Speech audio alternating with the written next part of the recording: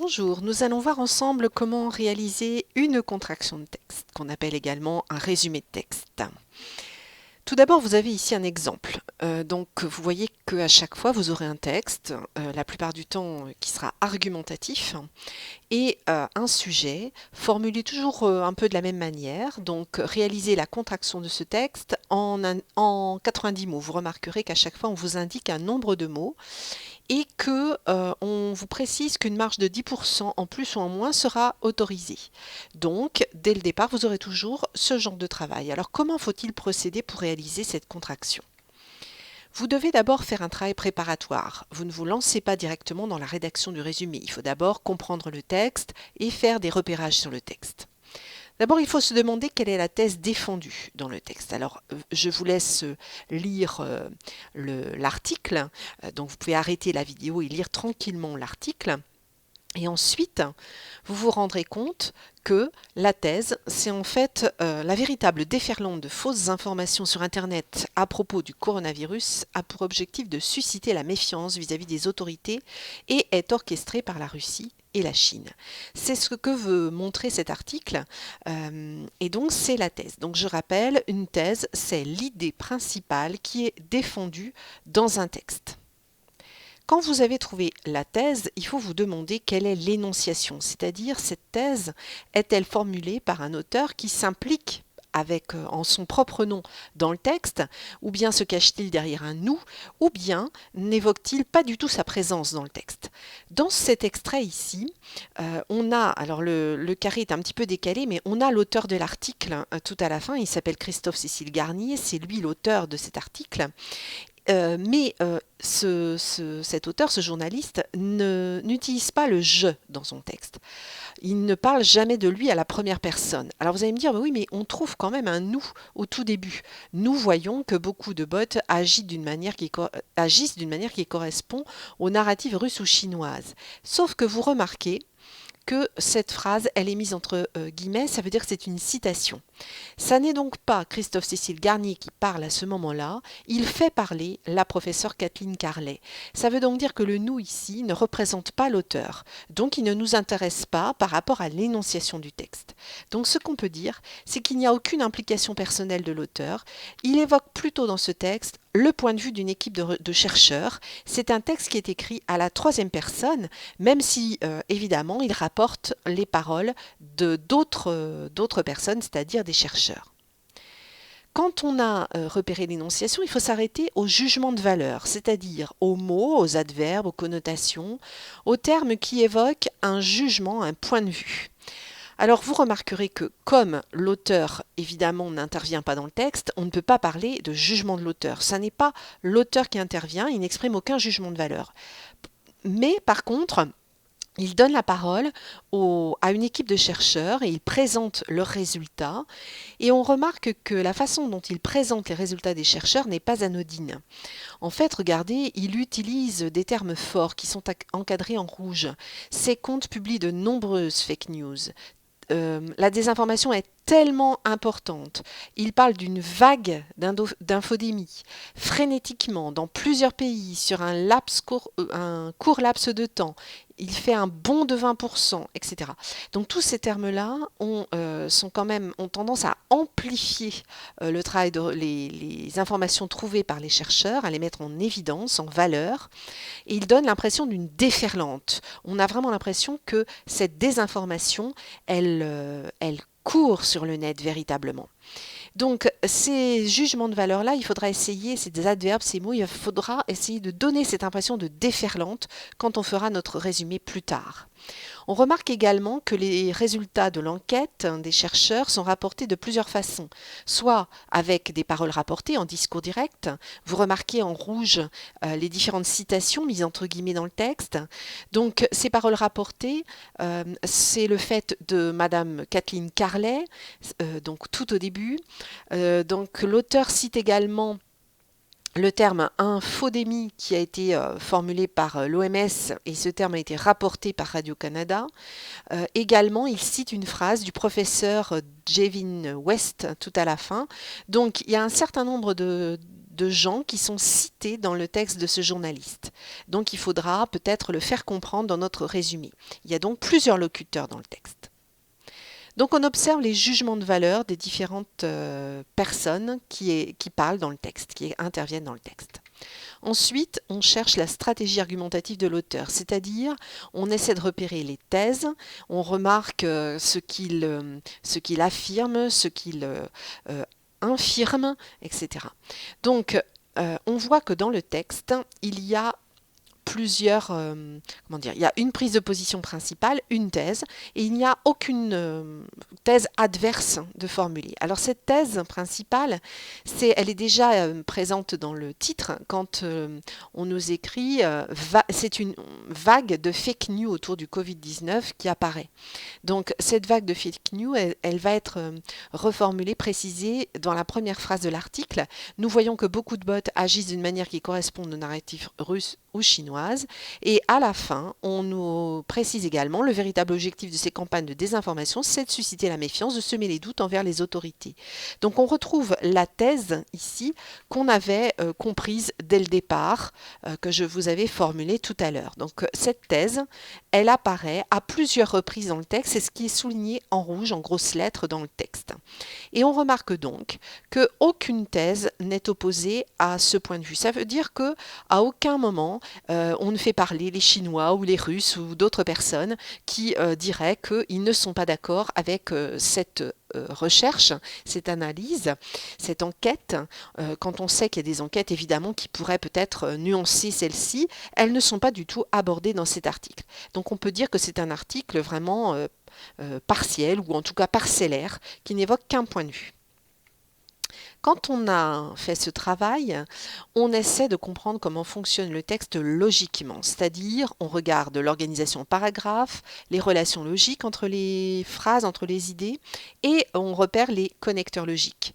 Alors dans ce texte-là, les connecteurs logiques, il n'y en a pas, il pourrait y en avoir, ça serait par exemple tout d'abord, ensuite enfin, premièrement, deuxièmement, troisièmement, etc. Donc ce qui joue le rôle de connecteur logique dans ce texte, c'est la construction en paragraphes, le nombre de paragraphes. Alors regardez, la structure de l'article, elle est finalement assez claire. Dans le premier paragraphe, on a une forme d'introduction dans laquelle on nous propose la thèse défendue qui est en rouge. Et puis, on nous présente l'enquête de manière générale. On nous présente les résultats de cette enquête de manière vraiment très générale.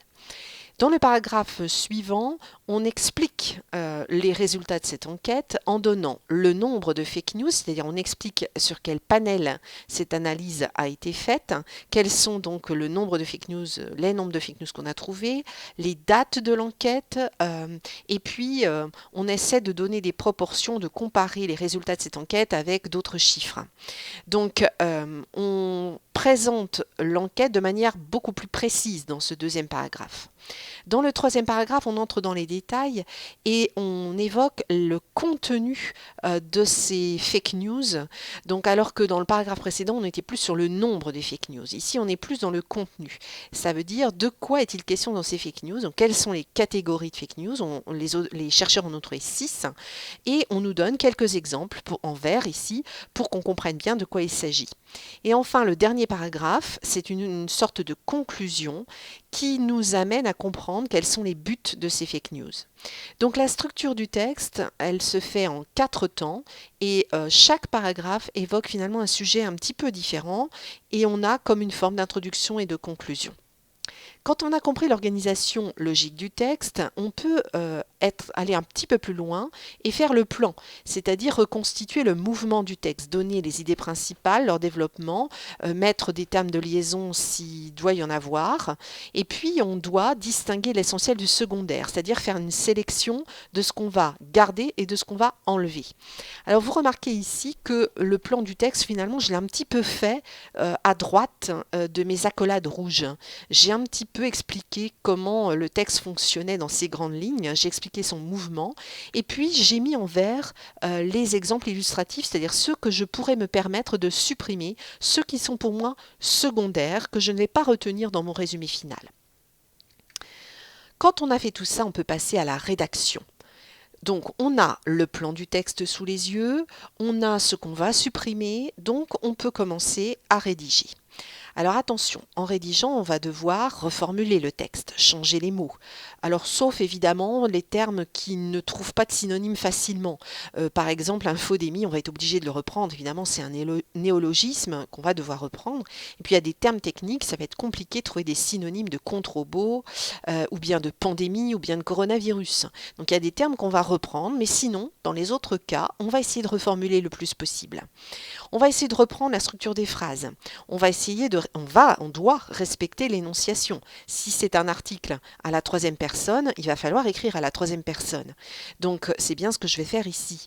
Et puis, la situation temporelle doit être conservée. Si le temps du texte, c'est l'imparfait, je dois écrire à l'imparfait. Ici, il s'agit de passé composé et de présent quand il y a du discours direct. Donc, je vais respecter ces temps-là de la même manière. Et puis, je dois conserver la proportion du texte. Il y a 4 paragraphes dans le texte. Je vais essayer de respecter la proportion des informations. Alors là, en l'occurrence, ce sont 4 paragraphes à peu près de la même longueur. Donc, je vais faire 4 paragraphes moi aussi et à peu près de la même longueur. Si toutefois, vous aviez un texte avec un seul gros paragraphe, vous pourriez être amené à vous, dans votre contraction, faire plusieurs paragraphes qui mettront en évidence la structure même de l'intérieur du texte de départ. Ensuite, il y a un nombre de mots, évidemment. Il ne faut pas que je le perde de vue. Alors, en l'occurrence, le nombre de mots, c'est 90, mais avec une marge de 10% qui est autorisée. Donc, ça veut dire que je peux rédiger de 81 mots à 99 mots dans ma contraction. Alors voilà une proposition, voilà ce que j'ai fait. C'est le premier jet, ça veut dire que je n'ai pas compté les mots encore, j'ai formulé ce que je pensais être judicieux dans mon travail. Voilà ce que ça donnerait, je vous laisse le temps de parcourir le résumé, je vous laisse lire tout ça, et puis ensuite on passe à l'étape suivante. Quelques petits conseils de forme. Quand vous résumez, il est judicieux de présenter votre résumé de cette façon, c'est-à-dire vous sautez une ligne entre chaque phrase finalement. Pourquoi? Parce que ça va vous permettre ensuite d'effectuer des modifications, de rajouter des mots, d'en supprimer plus facilement. Vous allez gagner du temps. Et puis, vous allez indiquer le nombre de mots que vous avez utilisés sur chaque ligne. Par exemple, la Russie et la Chine pourraient être à l'origine de ce. Ça fait 12 mots. Phénomène selon une équipe de chercheurs américains en 8 mots. Donc vous mettez le nombre de mots pour chacune des lignes dans votre marge à droite. Ça va vous permettre, vous allez le comprendre ensuite, ça va vous permettre d'effectuer des modifications plus facilement sans perdre de temps, sans avoir à recompter le nombre de mots à chaque fois. Donc présenter votre travail de cette manière, c'est vraiment un conseil très efficace. Quand je compte le nombre de mots dans mon travail de départ, eh bien j'arrive à 118 mots. J'ai donc 19 mots de trop. Il va falloir que j'en enlève. Alors, la plupart du temps, les élèves ont tendance à trouver trop de mots au départ. La plupart du temps, on a besoin d'en enlever beaucoup plus que les fois où on a besoin d'en supprimer. Donc souvent, on a trop de mots. Vous penserez bien évidemment à inscrire le nombre de mots à la fin de votre travail. Alors, je suis obligée de réduire. Donc, comment réduire le texte? Je peux réduire des groupes de mots ou des phrases entières. Vous avez tout un tas de solutions qui sont proposées à votre droite. Et donc, j'ai toujours en mémoire mes 19 mots qu'il faut que je supprime. Alors, vous voyez en bleu les modifications, y compris dans le titre, que j'ai apporté à mon résumé de départ. Et à chaque fois que j'enlève une expression ou un mot, je le raye en noir, je le raye dans ma phrase de départ. Et je vais compter le nombre de mots que j'ai enlevés et par exemple, dans la première ligne, à la première ligne, la Russie et la Chine pourraient être à l'origine de ce phénomène. Je remplace à l'origine de ce phénomène par pourrait en être responsable. Donc au final, j'ai enlevé 1, 2, 3, 4, 5, 6 mots, mais j'en rajoute 2, donc ça me fait 4 mots en moins. Donc vous voyez qu'à droite, dans la marge, je vais écrire 12 moins 4. Et je ferai comme ça dans tout le texte, jusqu'à temps d'arriver à mes 19 mots de supprimer. Donc si vous additionnez tous les chiffres qui sont en bleu dans la marge, vous arriverez à 19 mots, et comme ça, vous savez que vous avez respecté le nombre de mots final. Quand vous avez fait ce travail de réduction, vous n'avez plus qu'à recopier au propre votre résumé et puis surtout, vous n'oubliez pas d'indiquer le nombre de mots entre parenthèses à la fin. C'est ce que j'ai fait ici, j'arrive à 99 mots et puis j'essaie de respecter la présentation. Donc dans le texte de départ, j'avais 4 paragraphes à peu près équilibrés. Eh bien, c'est ce que j'ai essayé de faire ici. Donc voilà la proposition, ça n'est qu'une proposition, c'est certainement mieux, hein, mais c'est une proposition de contraction de texte qu'on pouvait proposer ici. Je vous mets ici, je vous rappelle ici la fiche méthode qui résume toutes les étapes qu'on peut suivre, qu'on doit suivre quand on fait une contraction de texte, hein, la méthode au brouillon, voilà, pour vous y reporter. J'espère avoir été claire et je vous souhaite de belles contractions de texte à venir. Au revoir.